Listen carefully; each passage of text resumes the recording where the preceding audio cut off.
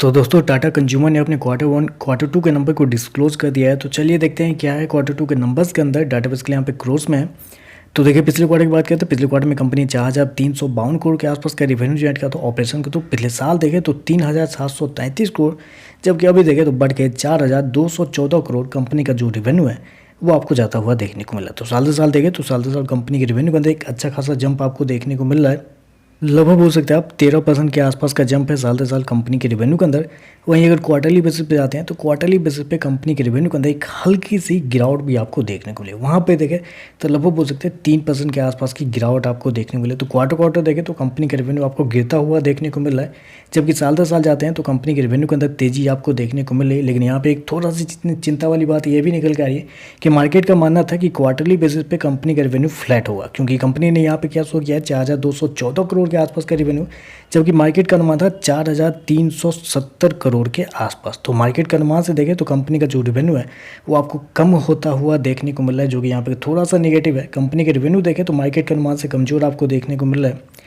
खर्चे की बात करते हैं, पिछले क्वार्टर में 3,926 करोड़ खर्च किए थे, पिछले साल 3,318 करोड़।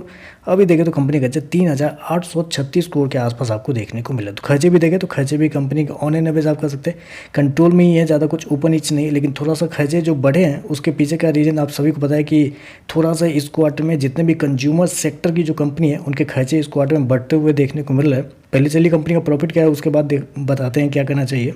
तो देखिए पिछले क्वार्टर की बात करें तो पिछले क्वार्टर में 314 करोड़ का प्रॉफिट था, पिछले साल 360 करोड़ के आसपास, जबकि अभी भी देखें तो कंपनी का जो प्रॉफिट है वो 360 करोड़ के आसपास आपको देखने को मिला। तो कंपनी का प्रॉफिट देखें तो आपको साल दर साल फ्लैट आपको देखने को मिला, लेकिन फ्लैट नहीं है एक्चुअल में। अगर आप कंपनी के प्रॉफिट को अगर देखना चाहते हैं तो वो है इस क्वार्टर में 397 करोड़ के आसपास। अब पिछले साल था 490 करोड़ के आसपास, क्योंकि इस क्वार्टर में अगर आप गौर करते हैं तो कंपनी को टैक्स के रूप में बहुत कम पैसे लगे हैं, लगभग 37 को ही लगे हैं। पिछले साल 131 को, पिछले क्वार्टर में 133 को। तो टैक्स देखें तो कंपनी का इस क्वार्टर में कम लगा है, जिसकी वजह से कंपनी का प्रॉफिट आपको साल दर साल फ्लैट देखने को मिल रहा है।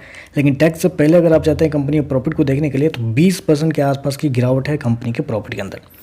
जबकि मैं नेट प्रॉफिट क्या है कंपनी का 360 करोड़ के आसपास का नेट प्रॉफिट कंपनी ने इस क्वार्टर में शो किया है, जबकि मार्केट का अनुमान भी था 355 करोड़ के आसपास। तो मार्केट का अनुमान जितना ही कंपनी का नेट प्रॉफिट आपको देखने को मिल रहा है, लेकिन टैक्स की वजह से कंपनी का प्रॉफिट आपको बढ़ता हुआ देखने को मिला है, ये भी थोड़ा याद रखिएगा। चलिए कंपनी के ईपीएस क्या है वो देख लेते हैं।